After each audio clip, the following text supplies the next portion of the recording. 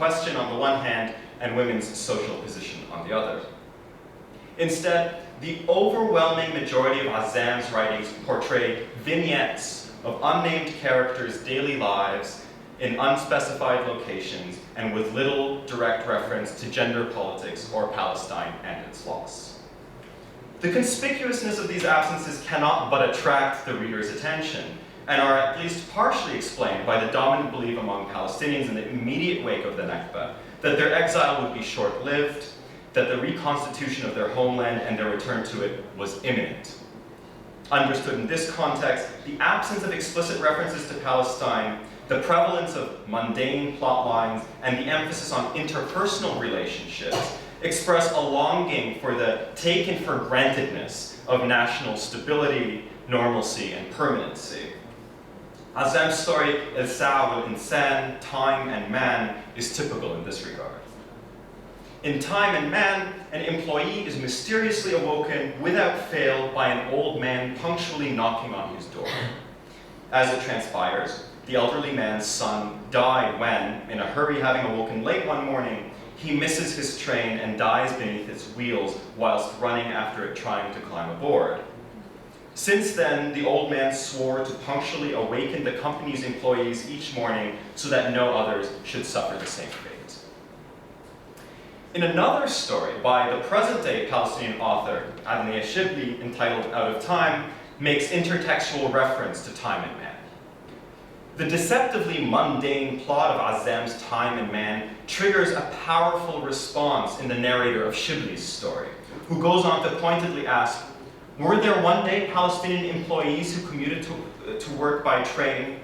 Was there a train station? Was there a train honking? Was there one day a normal life in Palestine? And where is it now? And why has it gone? Shibli's narrator interprets Azzam's story as referring to a Palestinian past, real or imagined. In fact, however, and as is typical of nearly all of Azzam's story, no geographic or temporal setting is explicitly stated in Time and Man. It is up to the reader to intuit where and when the story takes place. And just as Shibli's narrator assumes it takes place at some point in a lost Palestinian past, so too could the story be understood to depict an aspirational Palestinian future, free of tumult and conflict, where Palestinians commute daily by train, their primary concern their punctual arrival at work. At the same time, the story could depict the present situation of Palestinians in exile, the quotidian drudgery they must endure in unknown, alien lands, only to be anonymously and ignominiously killed beneath the wheels of the very train that takes them to their place of employment, with a ready pool of those eager to fill their place. This uncertainty and indeterminacy of space, place, and time, so prevalent throughout Azzam's stories, is emblematic of what I call the literary chronotopes of exile of the 1948 to 1967 period. While Azzam's writings are replete with this temporal and spatial indeterminacy, she wrote overwhelmingly within a conventional realist aesthetic, conveying uncertainty through ellipsis and omission. In the writings of Ghassan Kanafani, Azzam's younger contemporary, however, we find spatial and temporal indeterminacy built into the very form of the text. Kanafani is best known for his seminal 1963 novella, Rijal fi Shams, Men in the Sun, which so adeptly articulated the fundamental plight of Palestinians in exile through the silent suffocation of three eponymous protagonists as they attempt to be smuggled across the border from Iraq into Kuwait in the sweltering belly of an empty water tanker. Lesser known, and written in the same year as the publication of Men in the Sun, is Kanafani's short story, Kafr al-Manjam. Kafr al-Manjam translates loosely to the mine hamlet, a hamlet of mines, which takes up many of the same themes. Like Men in the Sun, Kafr al-Manjam deploys the multiple narrator format that Kanafani pioneered in Arabic literature. Through its various narrators, Kafr al-Manjam tells the story of Ibrahim, who disappeared 15 years prior to the story's setting. As each narrator picks up a different segment of the narrative, we learn that upon failing his secondary school exams, the otherwise overachieving Ibrahim sets out to sail for the mythical island of Kafr al-Manjam, said to be of immense wealth, where the streets are paved with gold. Kafr al-Menjam is set during a mythical time space where men who disappeared 15 years ago can magically, casually reappear in a cafe, as Ibrahim does at the story's outset. 15 years within the indeterminate time setting of the story does not in itself carry significance. It is incumbent upon the reader, in an extra textual gesture, to connect the period of the disappearance, 15 years, with the year of Kafr al-Menjam's writing, 1963, to arrive at the all too significant year of 1948, the year of the Nakba. Thus, while existing in a mythical chronotope, Kafr al-Menjam forces the reader to connect it to what, in his exposition of the concept of the literary chronotope, Bakhtin calls real historical time, the, quote, identifying traces of the era in which a text was produced or which it depicts. For Bakhtin, the ability to depict real historical time was one of, if not perhaps the defining characteristic of the European novel's trajectory. In the short stories of both Azzam and Kanafani, as we have so far seen, however, there is a studious, conscious, I would say, refusal to explicitly connect the timescapes of the worlds of their stories with that of real historical time, despite the unambiguous relationship they have with one another. Thus, while Bakhtin, in explaining his theoretical concept of the chronotope, argues that in the literary artistic chronotope, time, as it were, thickens, takes on flesh, becomes artistically visible, the opposite is arguably true in the case of the Palestinian literary chronotopes of exile in the short stories examined thus far. Time as an organizing concept, particularly as it relates to real historical time, is slippery, liquid, indeterminate, but nonetheless essential both to the internal world of the text as well as to the text's larger significance to the world beyond it.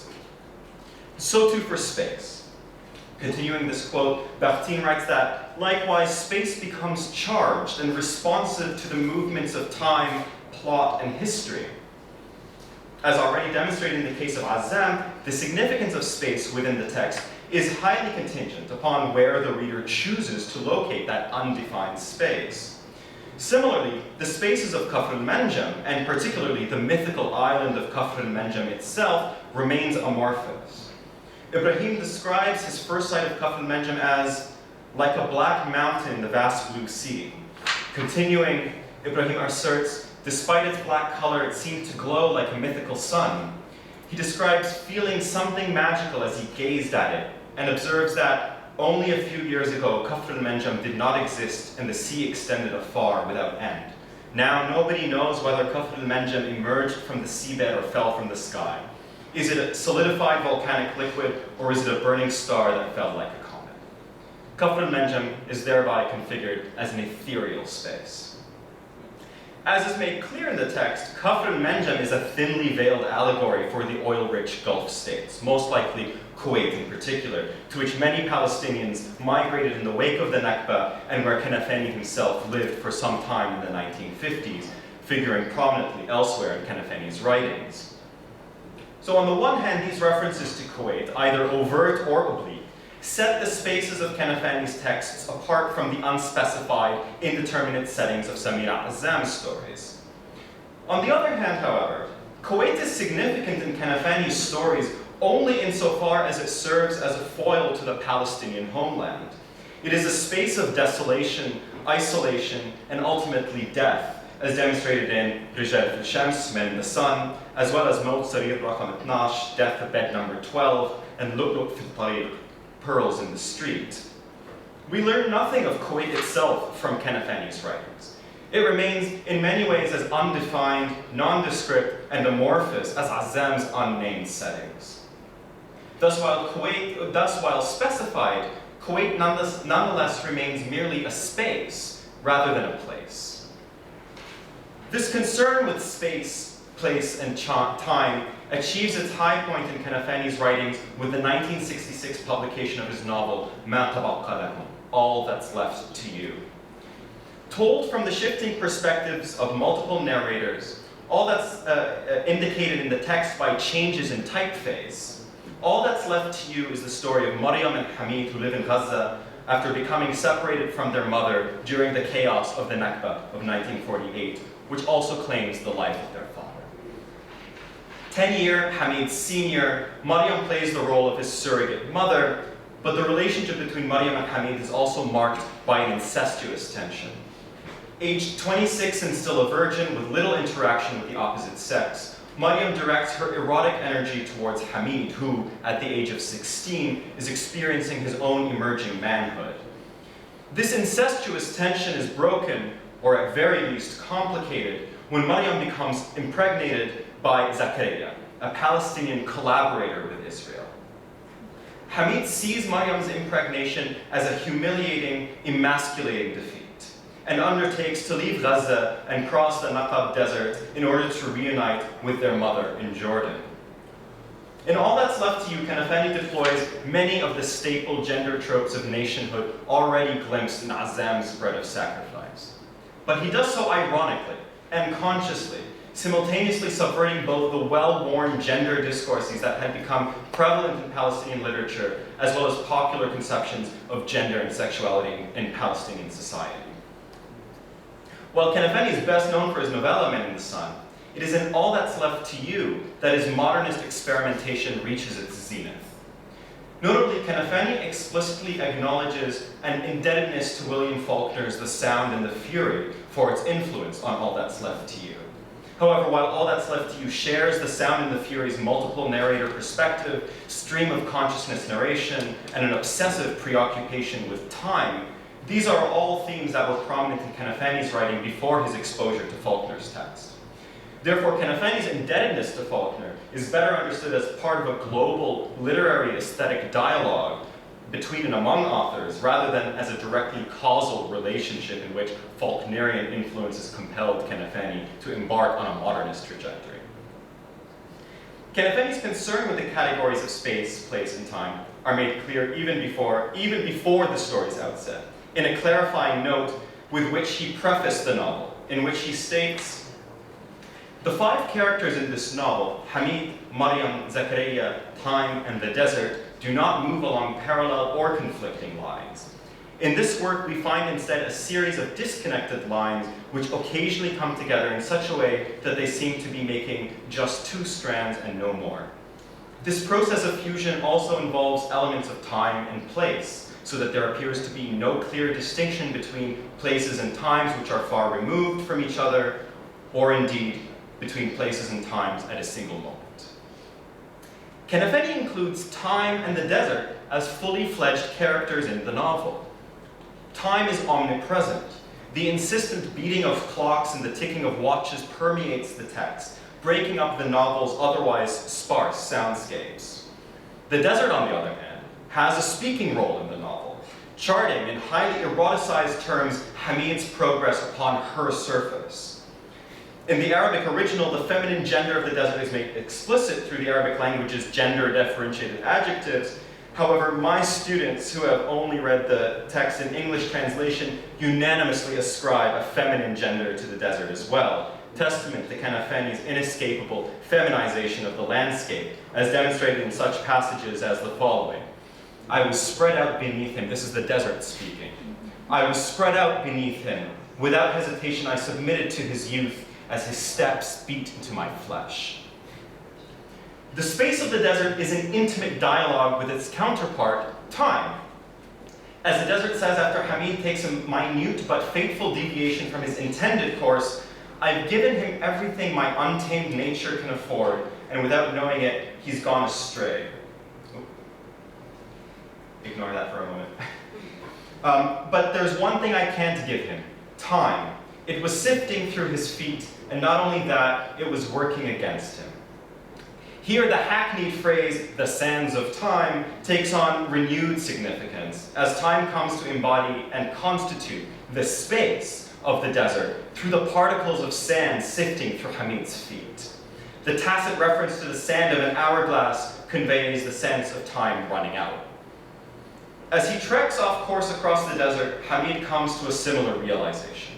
Unable to see the face of his wristwatch in the desert night's pitch blackness, he has an epiphany. I came to realize how insignificant a watch is when compared to the absolutes of light and dark. In the infinite expanse of this desert night, my watch appeared to represent a temporal fetter which engendered terror and anxiety. Without hesitation, I unstrapped it from my wrist and threw it away. I heard it hit the earth with a barely audible sound. The desert then immediately picks up the narrative thread. It began ticking in my depths with a sad, abandoned sound like a small iron heart embodied in a giant.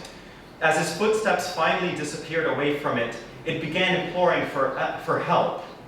Then it, the wristwatch, whose sole task in the universe was to guide, to instruct by its numerals, became lost in the face of that real time which had survived over eons without sound or motion.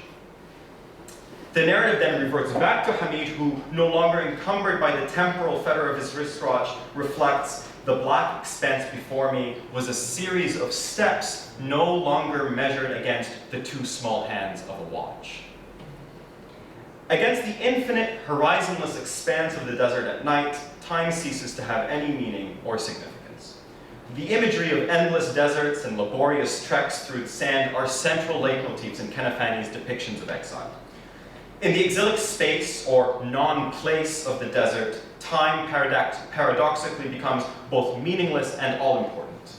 In Men in the Sun, which is also replete with imagery of desert landscapes and wristwatches, the eponymous characters silently suffocate to death in the pitch-black hold of an empty water tank as they attempt to be smuggled into Kuwait because their smuggler fails to let them out in time. For Hamid, and all that's left to you, meanwhile, the pitch black of the nighttime, combined with the desert's immensity, impresses upon him the futility of attempting to create temporal order through the endless rotation of the two small hands of his watch. However, Hamid is in a race with time, against the impending dawn of the rising sun, which will deprive him of his invisibility and make him easy prey for the Israeli and Jordanian border patrols that he must slip past in order to reach his destination. But it's not only the imagery or prominence of the desert as a speaking character that makes space and place such central motifs in all that's left to you. It's also Kanafani's conflation of disparate places and times as alluded to in his clarifying note. For as Hamid makes his way from Gaza across the Nakba desert to be reunited with his mother in Jordan, Hamid's sister, Maryam, waits anxiously in their home, accompanied only by the incessant pounding of the wall clock and her husband, Zakaria, whom she has recently wed after becoming pregnant. Maryam is juxtaposed and thereby twinned with the desert in many ways. Like the desert, Maryam's relationship with Hamid is laced with eroticism. Maryam's fertility, falling pregnant the first time she engages in sex with Zakaria, is starkly contrasted with the desert's barrenness. And both Maryam and the desert express a concern for Hamid as he undertakes his journey. In the tense climax of the text, the barriers of space and time break down between Hamid and Maryam, as both come to uncannily mirror one another. Hamid encounters an Israeli soldier, lost in the desert as well, and a life or death struggle ensues between the two men, while at precisely the same time, Zakaria issues an ultimatum to Maryam that she abort her child, who she has decided to name Hamid after her brother, or else face divorce, prompting a physical altercation between the two. The text signals this conflation of simultaneous action in disparate spaces by rapidly alternating between Hamid and Maryam's narratives to give a full picture of events taking place. He shook me repeatedly, reiterating, "Tell me you've understood." Abruptly, he pulled me to him, then flung me towards the wall. Before he could turn around, I crashed into it. With its long, glowing blade, the knife flashed in front of me. There it is on the table. I came bouncing off the wall towards it like a rubber doll. My fist grabbed the knife, each hand pressing the handle, tense and sure of purpose. We rushed together in a head-on confrontation, each looking the other straight in the eye, the blade projected from my tightly crossed hands. I felt it plunging into him as we collided together. He gave out a long moan and tried to draw back, but the blade twitched again as he closed his hand over mine, convulsed and staggered back. The blade was buried deep in his groin above his thighs. Here you see, I've read it kind of through In that clarifying note that Kanafani has at the beginning of the novel, he also said that the use of different typefaces to signify the different characters was a compromise that he made basically for the publishers who thought the text was too confusing. He wanted there to be really no distinction between the narratives of the different characters. And so we see here an example of how these narratives really kind of flow together, and the action taking place across disparate spaces occurs in simultaneous time. Kanafani's temporal and spatial instability culminate to serve a function similar to the indeterminate settings of Azzam's stories. Whereas Azzam would, by and large, abide by the strictures of realism, deploying ellipsis and omission to give the sense of settings that exist outside of space and time, Kanafani would defy the realist consensus, pioneering such quintessentially modernist techniques as spatial and temporal flux. The writings of each author, in her or his own way, speak to the Palestinians' condition of displacement, itinerancy, and placelessness in the wake of the Nakba. The reluctance of Samira Azzam and Ghassan Kanafani to identify the spaces of exile, to make exile an identifiable place as opposed to an amorphous space, can be partially explained by the prevailing belief at the time that the condition of exile itself would be temporary and brief, that the Palestinians' return to their homeland was imminent. Naming these spaces, making them identifiable, therefore risked creating too intimate and familiar a relationship with spaces that Palestinian exiles wished to keep at an emotional arm's length. The monumental Arab defeat in the Arab-Israeli War of 1967 would dash Palestinians' hopes of imminent return. Azzam died tragically young in 1967 of a broken heart, as legend has it, upon learning of the news of the defeat, making it impossible to gauge how her subsequent writing would have responded to the shift in the political status quo. It is difficult, meanwhile, to determine a literary trajectory from the few post-1967 works written by Ghassan Kanafani prior to his assassination in 1972 by a car bomb planted by the Israeli Mossad. From those few works, however, we can determine that Kanafani would all but abandon his modernist literary experimentation, while, in a gesture replete with symbolism, nearly all of his post-1967 works, all of the stories in his collection An al-Rijal wal-Banadiq, On Men and Guns, as well as his novel A'id ila Haifa, Returning to Haifa, would be set in Palestine itself. 1948 to 1967, therefore, signifies a distinct period in exilic Palestinian literary production as articulated by authors' relationships to the spaces of exile and the depictions of those spaces in their works. As we've seen, the manner of portraying those spaces hinges to a large extent on the author's chosen aesthetic. Azzam would largely adhere to the tenets of realism throughout her corpus, though, significantly, she would depart from realism in addressing female subjectivity. Here, her emphasis shifts from the portrayal of indeterminate, unspecified public spaces to the interiorized space of female characters' psyches, a theme that would emerge prominently in subsequent modernist Palestinian feminist writings. What Kanafani's writings make clear is the compatibility of modernism, shunned by most of his contemporaries, in articulating the political dilemmas confronting Palestinians in the early post-Nakba period. In fact, it is arguably only through the modernist techniques of temporal and spatial instability that Kanafani is able to convey the precariousness of the Palestinians' position following the catastrophe.